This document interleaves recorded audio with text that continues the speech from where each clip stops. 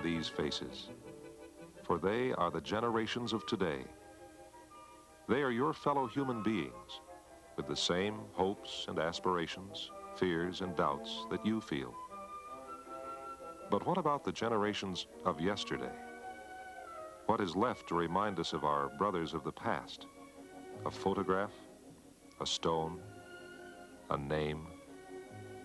For every child of God has left a record, if only the yielding of chemical compounds bearing witness to Mother Earth that another member of the human race is returning to her.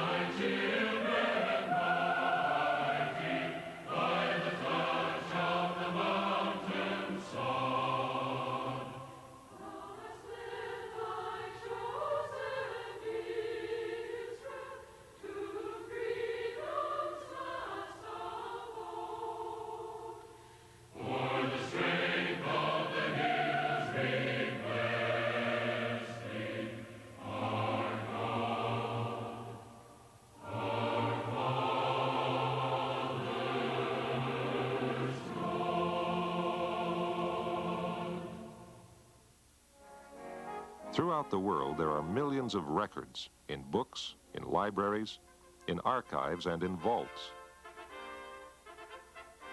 Records of names, dates, and places, all testifying that real people once passed this way. People with lives, challenges, and problems similar to yours. Faces and names. Surnames like Smith, or Watson, or Lebowitz. And back of every name was a real person.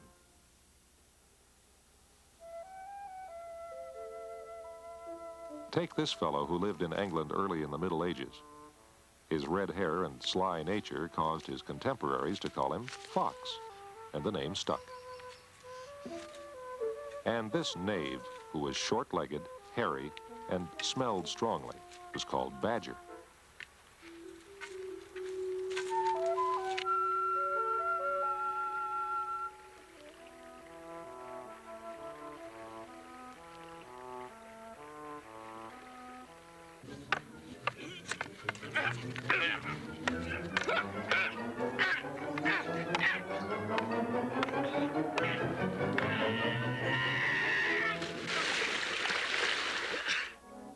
Chances are a person named Knight today had some distant ancestor who was a knight or had something to do with knights. The same could be said of a person named Squire or Miller or Wheelwright or Tanner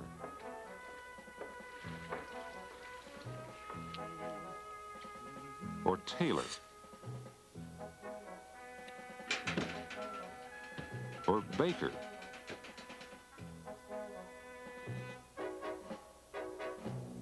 or Doolittle or even Spendlove.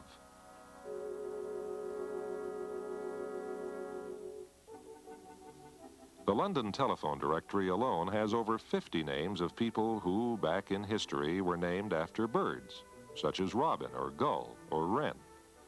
But regardless of what your name is, it has centuries of history and tradition behind it. People who lived, loved, created a brief flurry here on Earth and passed on. Gone, but not forgotten. For most of them left records. At the very least, a record of their birth, possibly their marriage and their death, and other life matters worth remembering. These records are precious and should be preserved, for they contain traces of God's greatest creation, man, who was given dominion over the beasts of the field and made but little lower than the angels. Somerset House in London, one of the prominent gathering places for the records of man. Built at the close of the 18th century, it has withstood the erosion of time and 2 world wars. But could it withstand another? During the bombing of London in World War II, genealogists throughout the world trembled at the prospect of irreplaceable records being destroyed. So the science of microfilming was fostered and hurried along to help protect, preserve, and catalog man's vital statistics.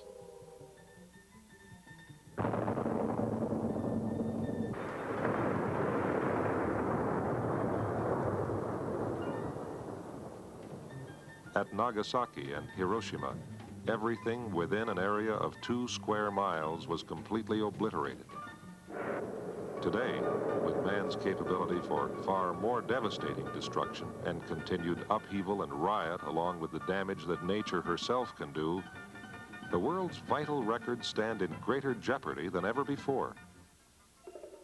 As one answer to these threats, the science of microfilming was developed and seems to be the answer to record preservation.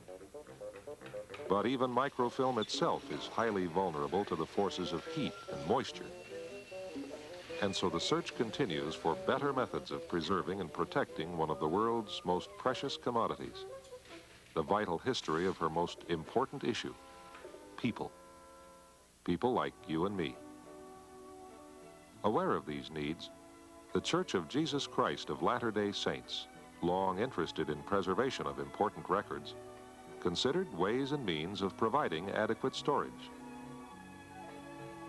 Over 25 years ago, President J. Reuben Clark, Jr., then a member of the First Presidency and former ambassador to Mexico, felt impressed with the need to find a safe place for the many vital records the Genealogical Society was gathering from near and distant places in the world. Acting for the First Presidency, President Clark called a committee whose responsibility it was to recommend a location for such a storage facility. What would you think then, brethren, of the advisability of our beginning to prepare for the erection and establishment? Many possible sites were explored and checked out by surveyors. We'd be glad to hear your opinions. Favored the location near Ensign Peak because of its proximity to the city. The hills north of Salt Lake City looked promising. Nearby abandoned mines and caves were considered. Even a very extensive underground vault of concrete and steel was proposed to be built in the heart of Salt Lake City. But none of these ideas was acceptable. The best site had not yet been found. Planning meetings were held, and creative minds began to explore other possibilities. What about the mountains to the east? The place from which the granite to build the temple had been taken. The meeting was quickly adjourned and reconvened in Little Cottonwood Canyon, 20 miles from the city. The quest was ended. One could almost hear Brigham Young repeat what he had said over a century before. This is the place. For it was ideal, high enough above the canyon floor to escape floods, and yet protected by a solid overburden of granite nearly 600 feet in depth. A preliminary test bore driven deep into the heart of the mountain revealed that it was indeed solid granite, devoid of moisture. The philosophy behind this project was to build one of the strongest, safest structures to be found anywhere. For the past 30 years, the church has been acquiring genealogical microfilm from all over the world. Now, at last, a safe storage facility was conceived, one that would do justice to the important records it contained.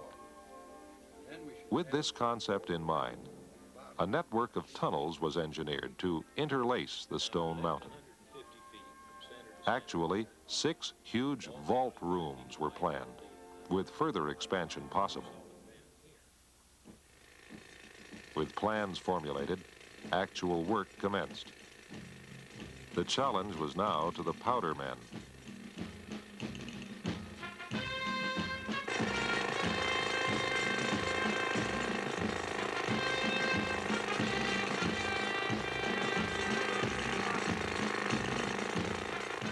How to bore, blast, and drill into the world's hardest rock. Stand by, clear the area. Fire in the hole, clear the area. Stand by.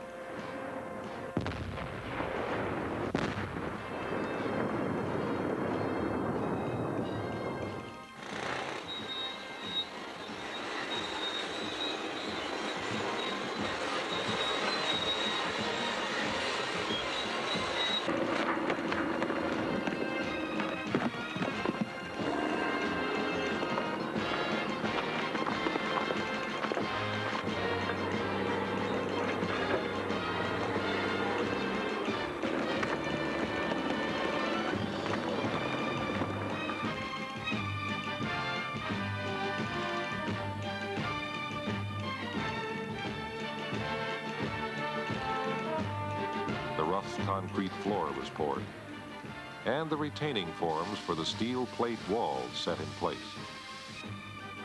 Next, the steel plates, each curved to make the arch and welded together in sections, were hoisted into place. The 8-gauge heavy steel inner lining of the concrete shell buttressed against the solid granite mountain would make these vaults virtually impregnable. Well, 5 years and $2 million later, the dust has settled and the mighty vaults are completed and stand ready to receive microfilm records. And these records are winging in from all over the world.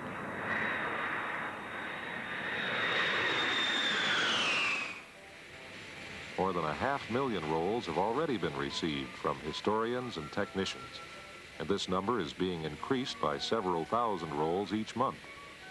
And these are not just minuscule fodder for computers, but records containing stories of individual people and of their families.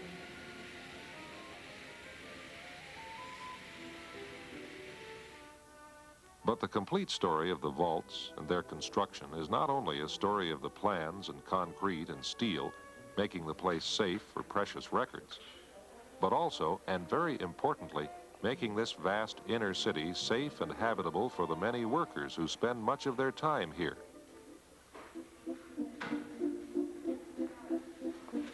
We have nearly 60 employees here at all times.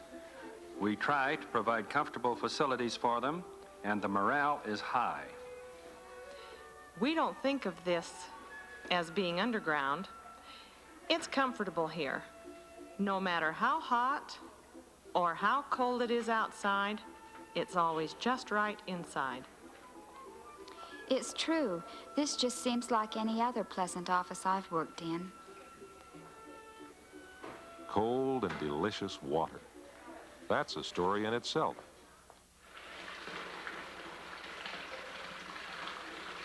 Let's let the man who actually discovered it tell about it.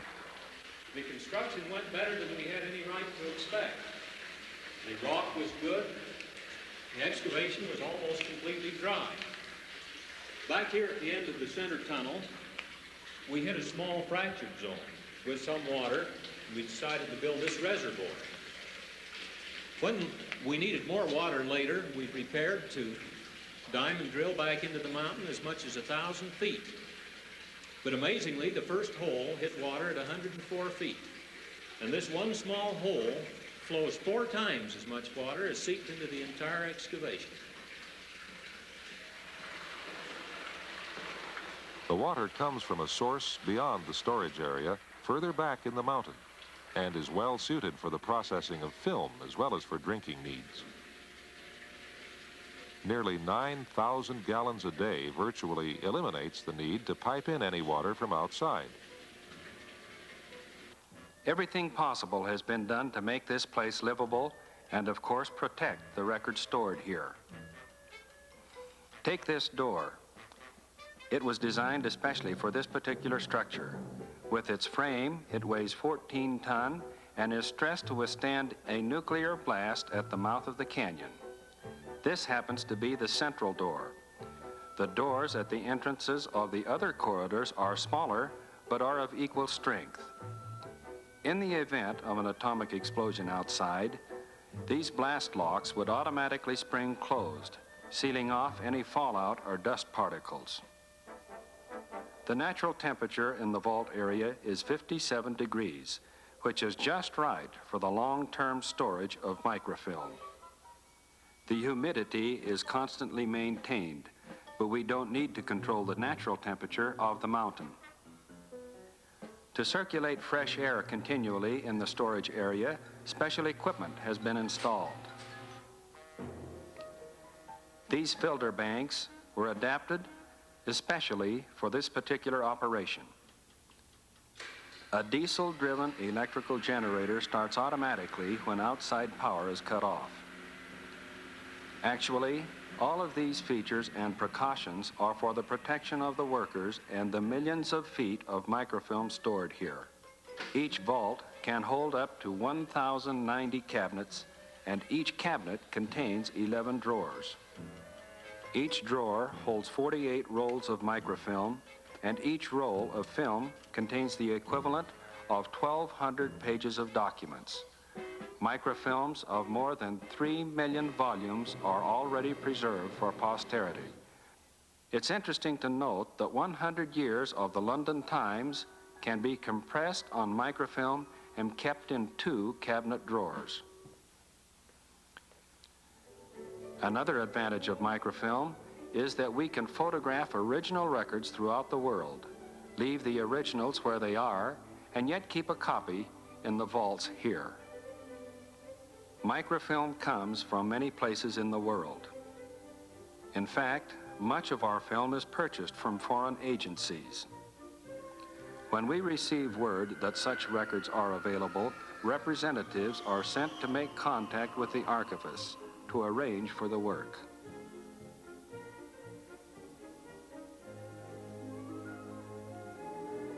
"65 cameramen continually shuttle to 20 foreign countries in various places of the world.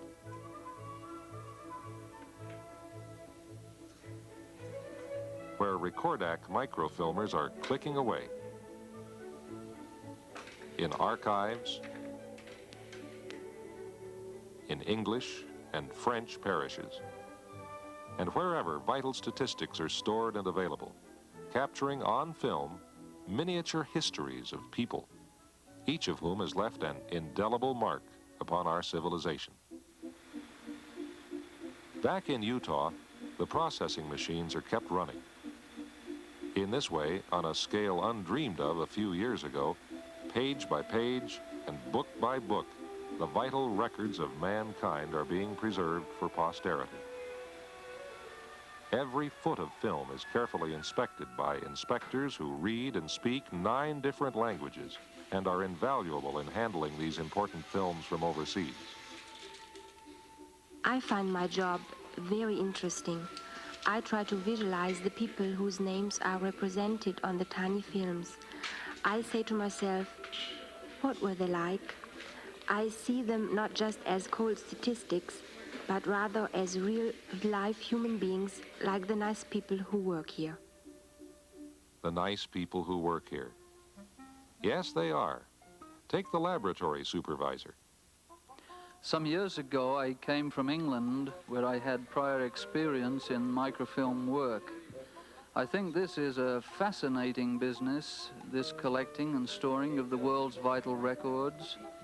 I rather feel that we're in the forefront of space-age technology as far as record preserving is concerned, and I am looking for new and advanced methods of storing and preserving to be discovered as time goes on. I like working here, and I feel that the work I'm doing is very important. It's good to feel that what you're doing is meaningful, that the world is a better place because of what you're doing. But what of the future? If the records of the world are to be preserved, the cooperation of archivists and genealogists throughout the world must be obtained. People must work together, gathering, compiling, and forwarding their records to a protected central area.